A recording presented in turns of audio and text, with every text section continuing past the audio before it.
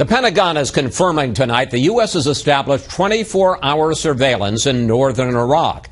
We are also told American Special Operations advisors will start arriving in Iraq very soon. And Chief White House correspondent Ed Henry tells us U.S. air power may not be far off. As Kurdish forces tried to hunt down militants from the al-Qaeda offshoot ISIS today in the key city of Kirkuk, White House aides confirmed President Obama is weighing U.S. airstrikes targeting the militants not just in Iraq, but in Syria as well. There is a willingness by this president that has been demonstrated to act where necessary to safeguard the national security interests of the United States. Except the president also talked about airstrikes in Syria last year and walked right up to the line of launching them against Syrian President Bashar al-Assad until the White House sought a consensus on Capitol Hill that never came and pulled back on the airstrikes.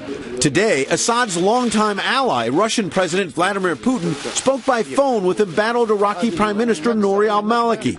The Kremlin released a statement saying Maliki briefed Putin on the measures he's taking to battle the militants. And the Russian president pledged, quote, full support for the Iraqi government's efforts to liberate Iraqi territory from the terrorists' hands as quickly as possible.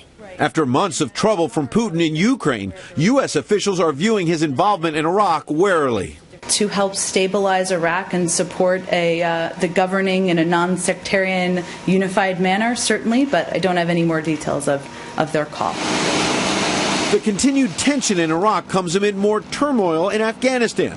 One day after Taliban suicide bombers targeted NATO fuel trucks, 3 American service members were killed in an IED attack in southern Afghanistan. As Republicans warn that when U.S. troops leave Afghanistan for good in 2 years, the security situation could collapse, just like in Iraq. We're on the verge of doing the same thing in Afghanistan. I promise you, the Taliban would be dancing in the streets. They just do not believe in dancing. White House officials say while it may not be easy, Iraq and Afghanistan eventually have to stand on their own. How do you respond to Republicans who are saying that what we're seeing play out in Iraq could happen in Afghanistan? We're certainly concerned about making sure that we leave behind a stable, self-governing and self-securing Afghanistan.